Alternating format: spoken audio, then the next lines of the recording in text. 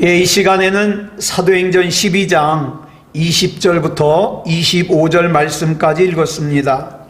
오늘은 사도행전 65번째 시간으로 부제목은 사랑의 빚진 자입니다. 사랑의 빚진 자. 날이 새기가 무섭게 베드로가 갇혀있던 감방에서는 큰 소동이 일어났습니다. 분명히 두 군사는 문 앞에서 지키고 있었고 또 다른 두 군사는 안에서 베드로 양쪽에서 각각 자기의 팔 하나와 베드로의 팔 하나를 쇠사슬로 묶고 있었어요. 그러니까 베드로의 양팔을 자신들과 함께 쇠사슬로 묶고 있었는데 그 베드로가 감쪽같이 사라진 거예요. 감방 안을 샅샅이 뒤졌지만 그 어디에서도 베드로의 모습을 찾을 수가 없었습니다.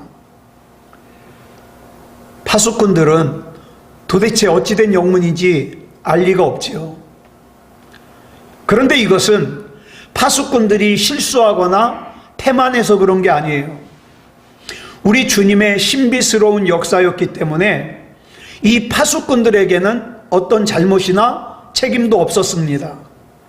그저 그들은 평소처럼 자기가 맡은 임무에 책임을 다한 거예요.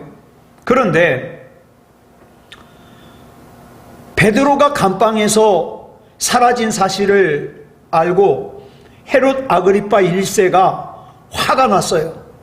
그래가지고 그 감방을 지키고 있던 파수꾼들을 신문한 후에 죽이라고 명령을 내렸습니다.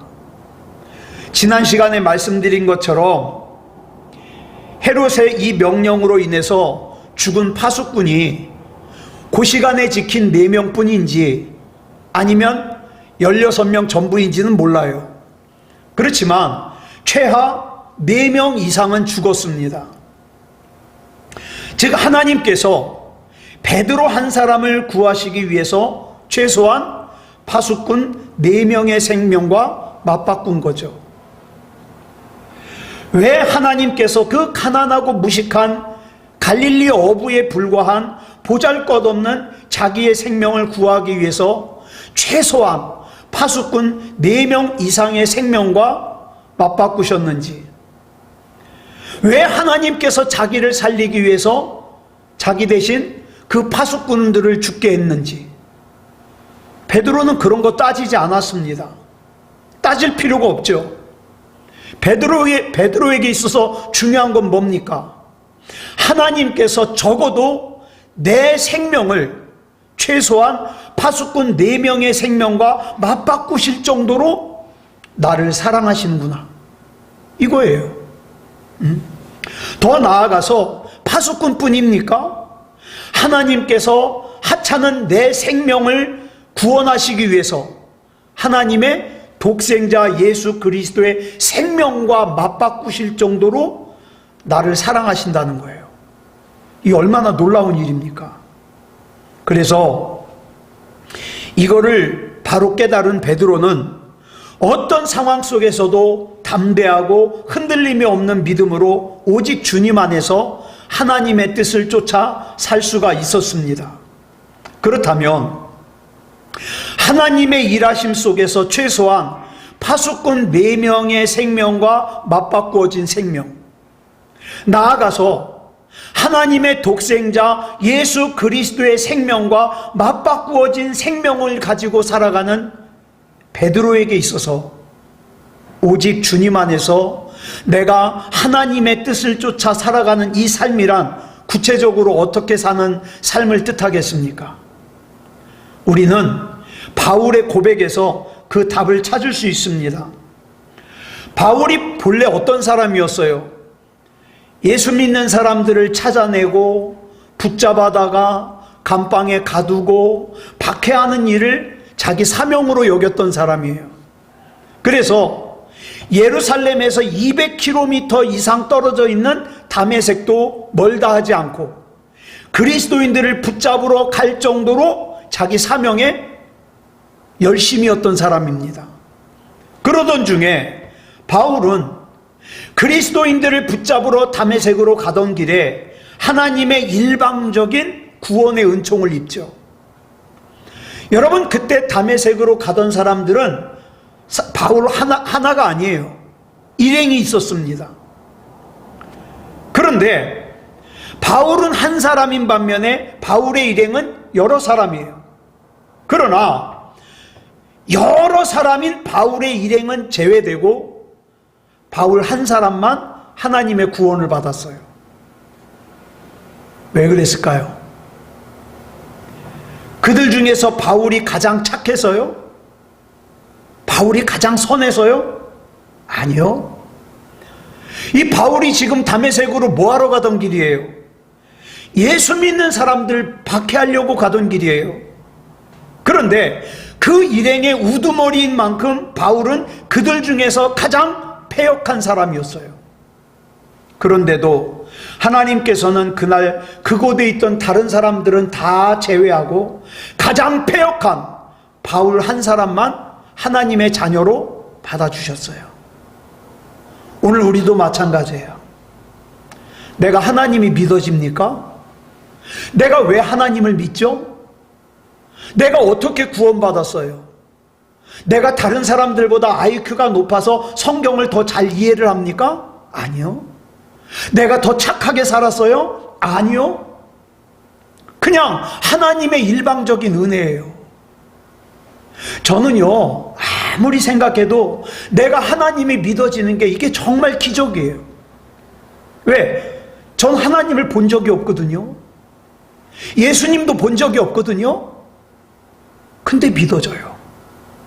믿어져요. 예. 언뜻 보면 불공평해 보여요. 예. 그런데 바울은 그날 이후 단 한 번도 그날 그곳에서 자기만 구원하신 하나님께 하나님 왜 나만 구원해 주셨어요? 여기 일행이 다 있는데 왜 나만 예수님이 만나 주셨어요? 불평한 적이 없어요. 도리어 바울은 하나님을 찬양합니다. 에베소서 1장 4절로 6절을 새번역 성경으로 보겠습니다. 시작. 하나님은 세상 창조 전에 그리스도 안에서 우리를 택하시고 사랑해 주셔서 하나님 앞에서 거룩하고 흠이 없는 사람이 되게 하셨습니다. 하나님은 하나님의 기뻐하시는 뜻을 따라 예수 그리스도를 통하여 우리를 하나님의 자녀로 삼으시기로 예정하신 것입니다. 그래서 하나님이 하나님의 사랑하시는 아들 안에서 우리에게 거저 주신 하나님의 영광스러운 은혜를 찬미하게 하셨습니다. 바울은 같이 가던 그 일행 중에서 자기 혼자 구원받은 것이 이게 얼마나 신비스러웠던지, 그 구원은 자기를 구원하시기 위해서 창세전에, 세상을 창조하시기 이전에부터 하나님께서 예정하신 은혜라고 고백하고 있어요. 더욱이 하나님의 구원이 하나님께 패역한, 예수 믿는 사람들을 박해하고 괴롭혔던 자기의 생명을 누구와 바꿔주셨어요? 하나님의 독생자 예수 그리스도의 생명과 바꿔주셨다는, 그래서 자기가 구원받았다는 이 사실을 깨달을 때 바울은 일평생 어떤 시련과 박해 속에서도 하나님의 사랑에 사로잡혀 살죠. 근데 여러분, 이거를 모르는 사람들, 이거를 잘 이해 못하는 사람들은요, 아무것도 아닌 일에 시험 들어요. 아무것도 아닌 일에 자존심 상해요. 아무것도 아닌 일에 어떡합니까? 하나님을 멀리해요. 이걸 모르니까. 그런데요, 바울이 이 귀한 것을 깨달았는데, 하나님이 나를 너무너무 사랑하셔, 너무 감사해. 그래가지고 바울이 하나님의 사랑만 노래만 하고 그 하나님의 사랑을 힘입어 자기 필요한 것만 채우려고 했다면 우리가 아는 사도 바울이 될 수가 없죠. 일찍이 바울이 로마서 1장 14절로 15절에서 이렇게 고백을 합니다. 시작. 헬라인이나 야만인이나 지혜 있는 자나 어리석은 자에게 다 내가 빚진 자라. 그러므로 나는 할 수 있는 대로 로마에 있는 너희에게도 복음 전하기를 원하노라. 여러분, 전통적으로 유대인들은 인종차별주의자들이에요. 자기 민족만 하나님께 선택을 받았다고.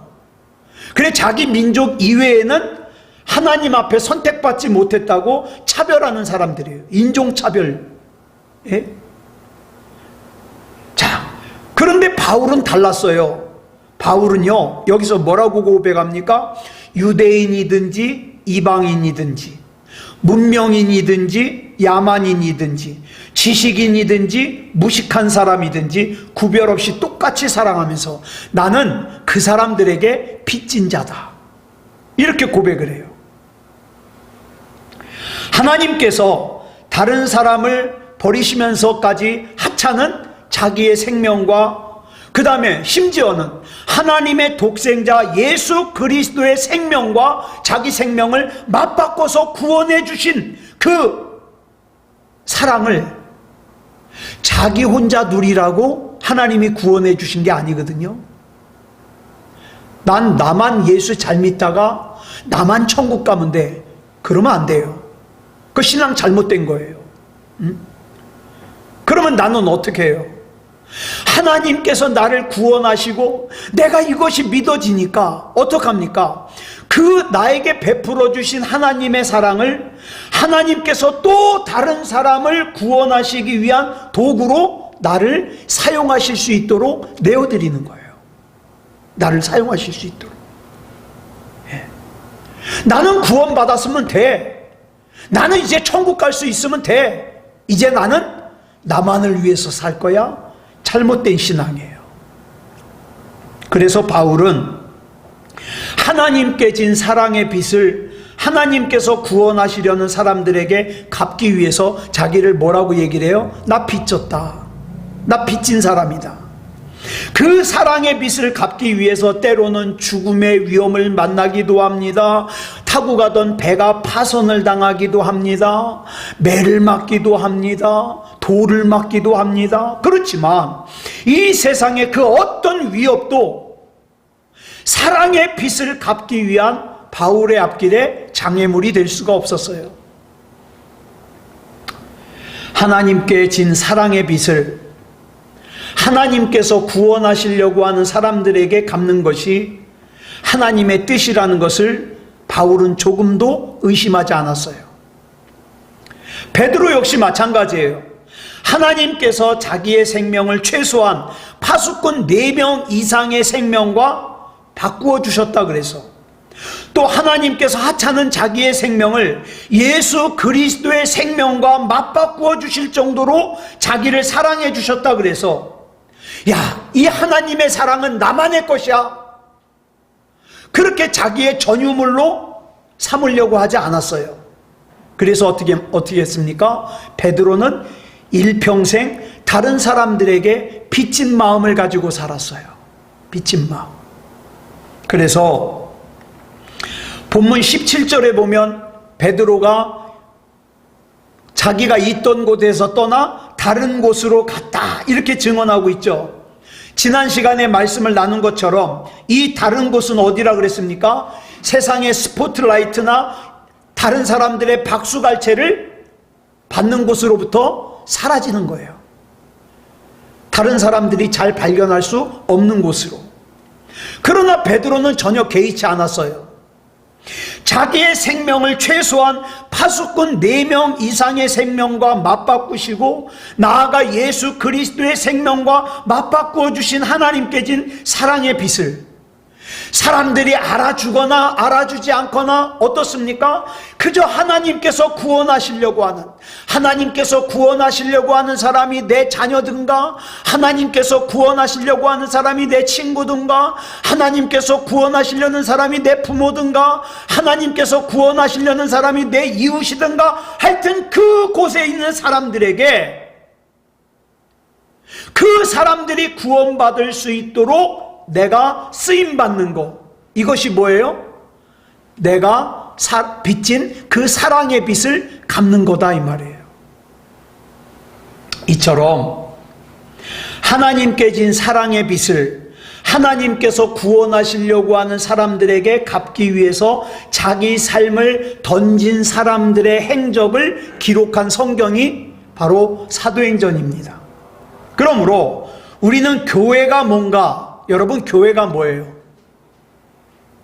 교회가 무엇인가를 이렇게 정의할 수 있어요. 교회는 하나님께서 자신들의 생명을 예수 그리스도의 생명과 맞바꾸어 주신 것을 깨닫고 그 사랑의 빛을 하나님께서 구원하시려고 하는 또 다른 사람들에게 갚기 위해서 모인 사랑의 채무자가 뭐예요? 빚쟁이죠. 사랑의 빚쟁이들의 모임, 이게 교회예요. 그런데 일평생 전도 한 사람도 하지도 않고 뭘 잘났다고 목에다 힘주고 하나님이 나만 사랑한다고, 왜? 내가 뭐 은혜를 받았다고, 은사를 받았다고. 아니요, 그거 하나님의 뜻 잘 모르는 거예요. 우리는 빚쟁이에요. 빚쟁이. 내가 하나님이 믿어지고 내가 구원받았으니까 난 빚쟁이라고요. 이 빚을 갚아야 될 거 아니에요. 이 땅의 그리스도인들이 하나님과 또 사람에 대한 사랑의 빚을 갚기 위해서 살아가면 여러분, 자동으로 교회가 욕먹을 일이 없어져요. 예수 믿는 사람들이 욕먹을 일이 없어져요. 그런 사람들을 통해서 하나님께서 역사하시죠. 그런데 그런 은혜는 다 없어지고 자기 생각만 시퍼렇게 남아있으면, 자기 자존심만 시퍼렇게 남아있으면 다툼이 일어나는 거예요. 예. 그런데 보세요. 그리스도인이라고 하는 사람들이 이 사랑에 빚진 마음을 잊어버리고 사니까 어떻게 해요? 자기는 조금도 손해를 안 보려고 그래요. 네? 조금도 불편한 것은 못 견뎌해요. 조금의 자존심 상하는 것도 못 참아요. 그리고 오직 목적이 뭐예요? 하나님의 사랑을 이용해서 내가 원하는 것을 얻어내는 거. 이게 목적이에요. 하나님의 사랑을 이용해서 부자가 되는 거, 하나님의 사랑을 이용해서 잘 사는 거. 아니요, 부자가 될 수가 없어요. 잘 살 수가 없어요. 왜? 근본적인 걸 모르는데요. 내가 하나님 앞에 빚쟁이라는 걸 모르는데요. 예. 그러다 보니까 그 하나님 앞에 빚진 마음이 없는 사람들이 교회에 모이면 그 교회가 뭐가 돼요? 추악한 이기적인 집단이 되는 거예요. 예. 그래서 욕을 먹는 거예요. 다메섹으로 가던 길에서 다른 사람들은 다 버리시고 그들 중에서 가장 패역한 인간이었던 바울 한 사람만을 구원하신 하나님, 하찮은 베드로의 생명을 최소한 파수꾼 4명 이상의 생명과 맞바꾸신 하나님.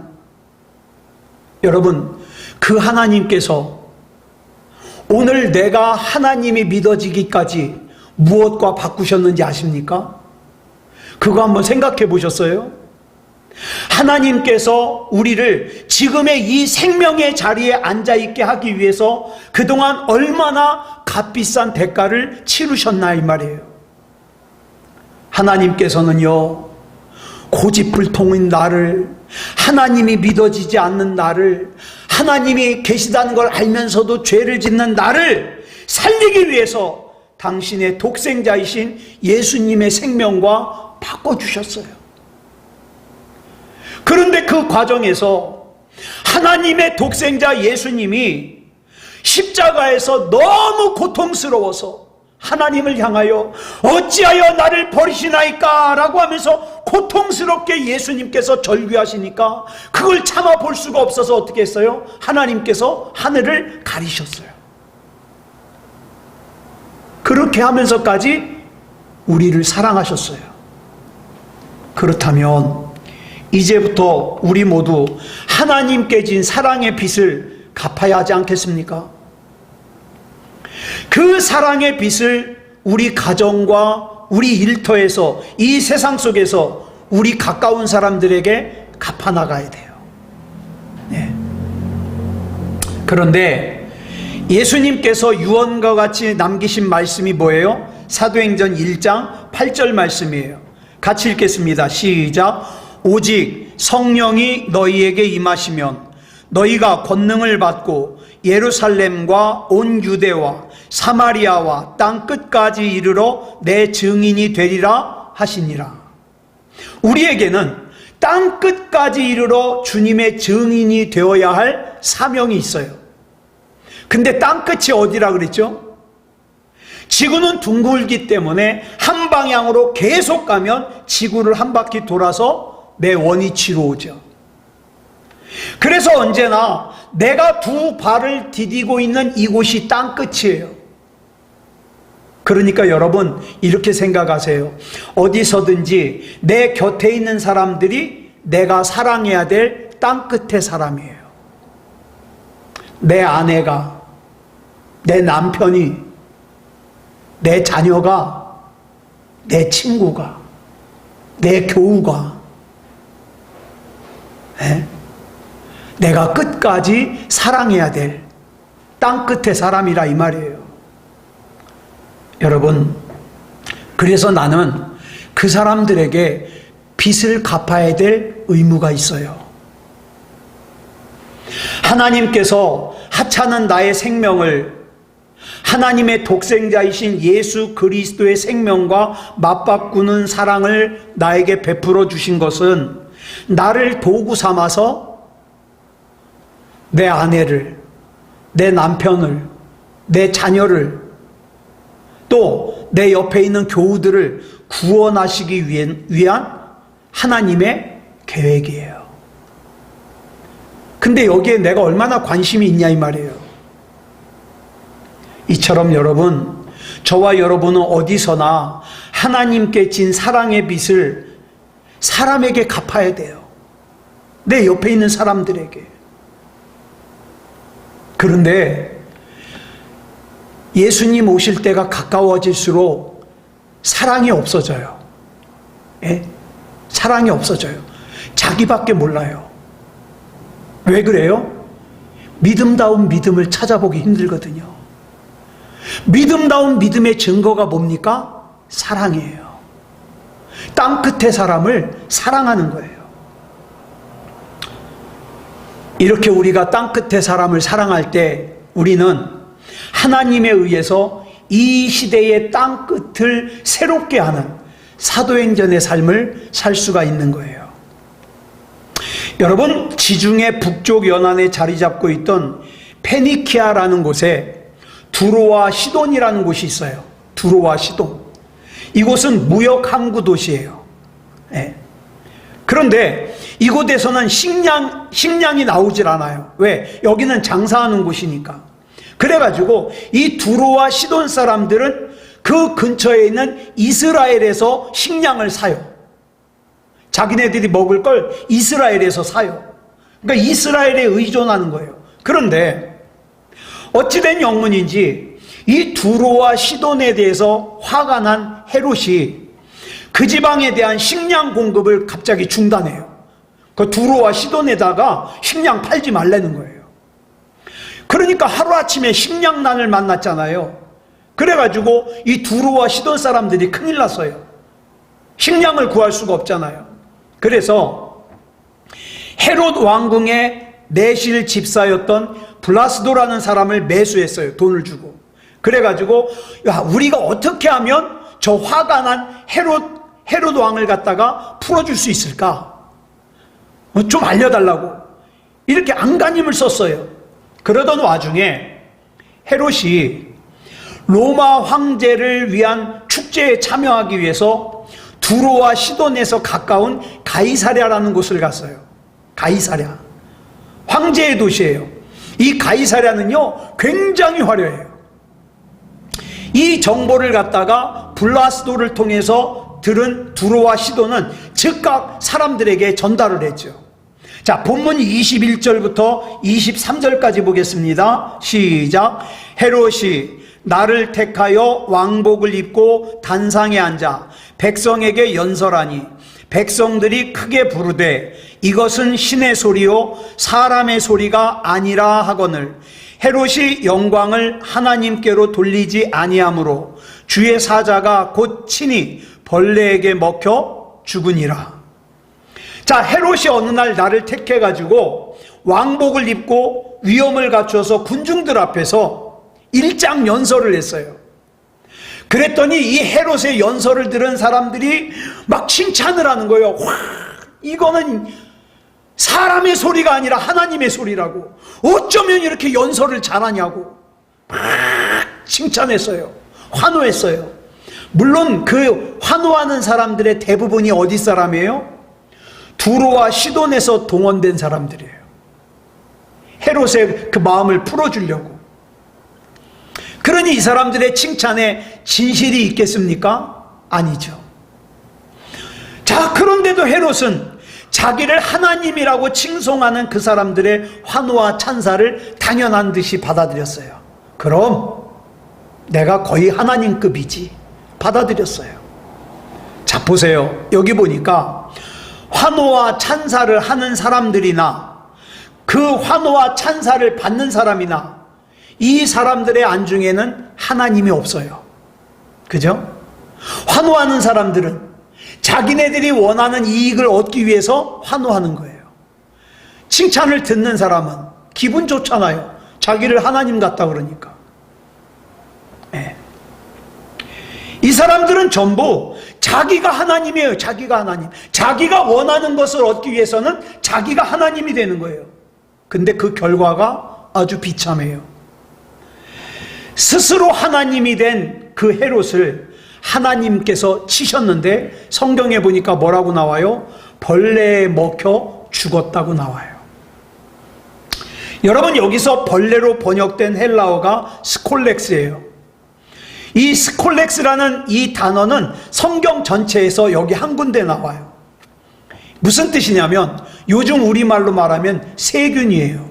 코로나 같은 거 걸려서 죽은 거예요. 즉 헤롯은 급성 세균 감염으로 죽은 거예요.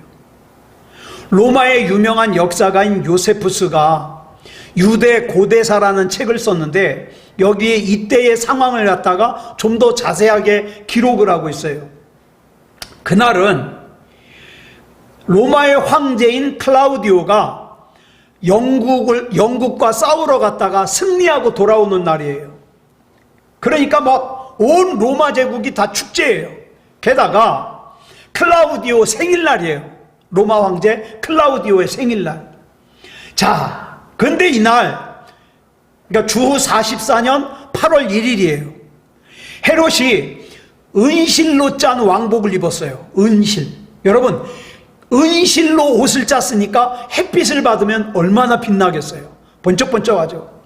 그가 원형극장 무대 위에 올라가니까 그 은빛 왕복이요, 햇빛을 받아가지고 굉장히 막 번쩍번쩍하는 거예요. 그리고 나서 그 옷을 입고서 헤롯이 연설을 했어요. 이때 두로와 시돈에서 동원된 박수부대가 박수를 치면서 야, 어쩌면 이렇게 연설을 잘하냐? 꼭 하나님이 연설하는 것 같다. 막 이렇게 칭찬을 하죠. 헤롯은 이들의 칭찬을 마냥 즐겼어요. 바로 그때 여러분, 유대인들은 올빼미를 굉장히 싫어해요. 불길한 징조라고. 그런데 아니, 올빼미 한 마리가 날라와가지고 그 무대의 기둥 위에 앉는 거예요. 그래가지고 이 헤롯이 그 기둥 위에 앉은 올빼미를 쳐다보는 순간 갑자기 배가 아파요. 복통을 일으키면서 쓰러져요. 놀란 사람들이 헤롯을 왕궁으로 옮겼는데 그렇게 쓰러진 헤롯이 정신을 못 차리고 사경을 헤매다가 5일 만에 죽었어요. 이것을 성경에서 뭐라고 설명하고 있어요? 벌레에게 먹혔다. 이처럼 헤롯의 최후에 대해서 누가가 기록한 본문과 로마의 역사가인 요세푸스가 기록한 기록은 큰 줄기에서 서로 일치하고 있어요. 자기 욕망에 눈이 어두워서 자기의 권력, 나는 왕이니까 내가 모든 걸 할 수 있어, 자기의 권력을 맹신하면서 자기 스스로가 하나님처럼 살았던 헤롯의 일생은 욕망의 논리가 판을 치는 황제의 도시인 가이사랴에서 이렇게 비참하게 막을 내려버리고 말았어요. 이렇게 비참한 헤롯의 최후에 관하여 본문 24절은 이렇게 기록하고 있습니다. 시작. 하나님의 말씀은 흥왕하여 더하더라. 자, 보세요. 여러분, 성경을 읽을 때 헤롯이 벌레 먹어 죽은 것과 하나님의 말씀이 흥왕한 것과 관계가 있어 보여요? 전혀 관계가 없는 것처럼 보여요. 네. 자, 헤롯이 벌레에 먹혀 죽은 장소인 가이사랴는 스스로 하나님이 된 인간들이 욕망과 논리에 사로잡혀 있는 거예요. 욕망의 논리에 사로잡혀 있는 곳이에요. 이 도시는 한마디로 말해서 하나님의 말씀과는 전혀 상관없어요. 하나님이 뭘 원하시는가도 관심이 없어요. 그저 내 욕망대로만 살고 싶은 거예요. 나는 돈도 많이 벌고 나는 행복하게 난 잘 살고 그것만 목적이에요. 하나님과 상관이 없어요. 욕망의 노예죠. 그런데도 본문은 욕망에 눈먼 헤롯이 욕망의 도시인 가이사랴에서 벌레에 먹혀 죽었음을 기록하면서 곧바로 이어서 뭐라 그래요? 하나님의 말씀은 흥왕하여 더하더라. 언뜻 보면 전혀 상관이 없는 말씀처럼 보이지만 이 말씀은요 서로 관계가 있어요. 보세요. 욕망에 눈먼 헤롯이 자기 스스로 하나님이 되었다가 욕망의 도시인 가이사랴에서 비참하게 벌레에 먹혀 죽은 것은 하나님의 말씀과 관계가 있다 이 말이에요. 반드시. 무슨 관계가 있을까요? 일단 갈라디아서 6장 7절로 8절을 보면 이렇게 설명을 하고 있어요. 시작. 스스로 속이지 말라. 하나님은 업신여김을 받지 아니하시나니 사람이 무엇으로 심든지 그대로 거두리라. 자기의 육체를 위하여 심는 자는 육체로부터 썩어질 것을 거두고 성령을 위하여 심는 자는 성령으로부터 영생을 거두리라. 사람들은요, 많은 사람들이 자기를 속이면서 살아요. 어떻게 속이는가? 온통 머릿속에 있는 생각은 욕망이에요. 예? 욕망인데 자기는 영생이 있다고 착각을 해요. 자기를 속여요. 온통 욕망 덩어리인데. 예? 또 하나님과 전혀 상관이 없는 삶을 살면서도 막연하게 자기는 지옥 안 갈 거라고 생각해요. 자기 속이는 거죠. 그런데 갈라디아서 6장 7절로 8절을 보니까 이렇게 자기를 속이는 걸 뭐라고 설명하고 있어요? 하나님을 업신여기는 거래요. 하나님을. 예? 왜요? 그건 절대 하나님의 법칙이 아니거든요. 하나님의 법칙은 뭡니까? 무엇으로 심든지 심은 대로 거두는 거예요. 내가 옛날에 심은 거 지금 거두고 내가 지금 심는 거 나중에 거둬요. 내 부모가 심은 거 내가 거두고 내가 심는 거 내 자식이 거둬요. 이게 하나님의 법칙이에요. 하나님의 이 말씀만으로도 욕망의 도시인 가이사랴에서 욕망의 눈이 멀어서 스스로 하나님이 되었다가 어이없게도 벌레에 먹혀 죽은 헤롯의 최후는 그 자체가 하나님의 말씀 속에서 하나님의 말씀이 성취된 거라 이 말이에요. 예. 그의 비참하고도 허무한 최후야말로 하나님을 업신여기는 인생이 어떻게 끝나는지를 보여주는 거예요. 자기의 육체를 위하여 심는 자는 어떻게 육체로부터 썩어질 것을 거두는가를 보여주는 거예요. 육체의 욕망만을 삶의 목적으로 삼는 인생은 그 삶이 겉으로 보기에는 아무리 화려해 보여도 하나님의 말씀 앞에서는 결국 벌레의 밥 이상이 아니다 이 말이죠. 여러분, 우리 하나님 앞에 섰을 때를 한번 생각해 보자고요. 나는 막연하게 구원받은 줄 알았어요. 나는 막연하게 천국 갈 줄 알았어요. 그리고 실제로는 내 맘대로 살았어요. 그런데 나중에 내 코끝에 호흡이 멈추고 하나님 앞에 섰는데 하나님께서 나 전혀 모른대요. 예수님께서 나 모른대요. 너 좋은 대로 살았잖아. 하나님의 뜻에 관심이 없었잖아. 어떡하냐 이 말이에요. 그때는 되돌릴 수도 없는데. 어디 그뿐입니까? 사무엘상 2장 30절 하반절을 보면 이렇게 말씀하고 있죠. 시작. 나를 존중히 여기는 자를 내가 존중히 여기고 나를 멸시하는 자를 내가 경멸하리라. 너무 무서운 말씀이에요. 하찮은 인간에 지나지 않았던 헤롯이 자기의 권력을 믿고 자기 스스로 하나님의 자리를 차지했을 때 그건 결국 어떤 행동이 되는 거예요? 하나님을 멸시하는 행동이 되는 거예요. 그런 그가 욕망의 도시인 가이사랴에서 비참하게 벌레에 먹혀 죽은 것은 하나님께서 그를 경멸하는 거죠. 네가 스스로 하나님의 자리를 차지해 경멸하는 거죠. 경멸. 말라기 4장 1절을 보면 이렇게 말씀하고 있어요. 시작. 만군의 여호와가 이르노라. 보라, 용광로 불같은 날이 이르리니 교만한 자와 악을 행하는 자는 다 지푸라기 같을 것이라. 그 이르는 날에 그들을 살라 그 뿌리와 가지를 남기지 아니할 것이로되. 제가 요 며칠 동안 저희 어머님하고 우리 가족들 사진을 찍은 거를 쭉 봤어요. 그러면서 생각하는 것이 뭐였냐? 이 사진을 찍을 때만 해도 이런 날이 올 줄 몰랐는데, 나는 우리 어머니가 돌아가실 때까지 맑은 정신으로 사실 줄 알았는데, 내 부모님은 요양원에 들어갈 줄 몰랐는데, 우리 어머님은 아들을 못 알아볼 줄 몰랐는데, 이런 생각을 들어요. 근데 그런 날을 맞았거든요. 그러면서 드는 생각이 이거예요. 저와 여러분은 나중에 이런 생각할 거예요.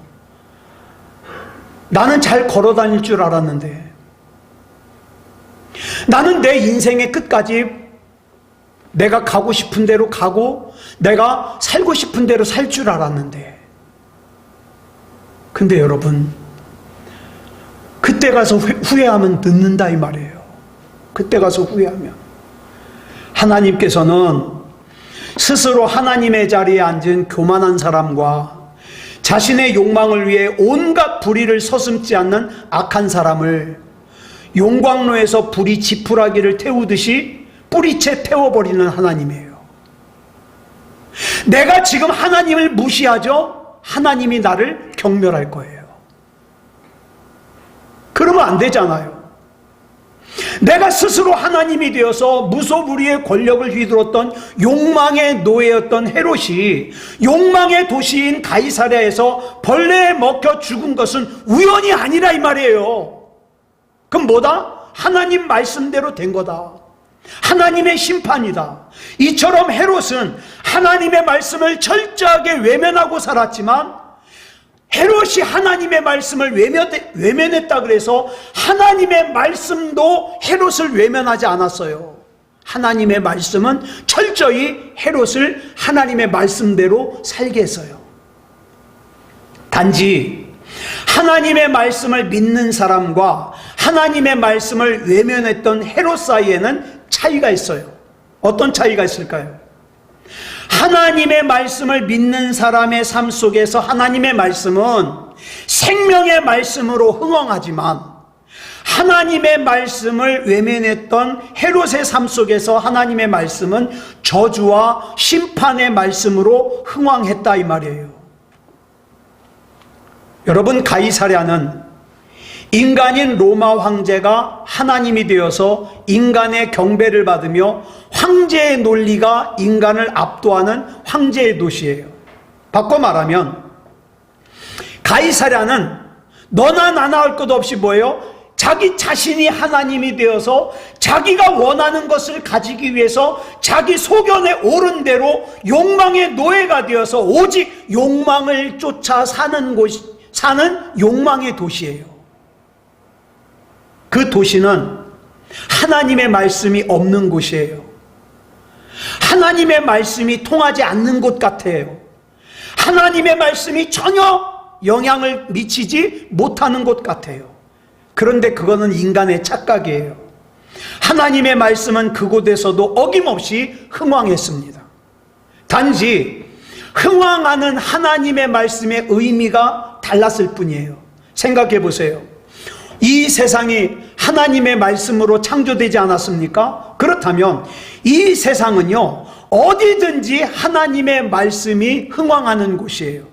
단지 차이가 있다면 그 하나님의 말씀이 생명의 말씀으로 흥왕하느냐, 아니면 저주와 심판의 말씀으로 흥왕하느냐의 차이가 있을 뿐이에요.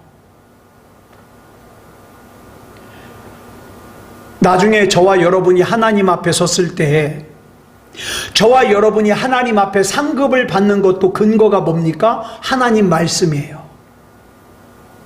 반대로 하나님 제대로 못 믿다가 심판을 받을 때 하나님 앞에 심판받는 근거도 뭐예요? 하나님 말씀이에요. 네. 자, 그러면 그 차이가 어디에 있느냐? 전적으로 저와 여러분에게 달려 있어요.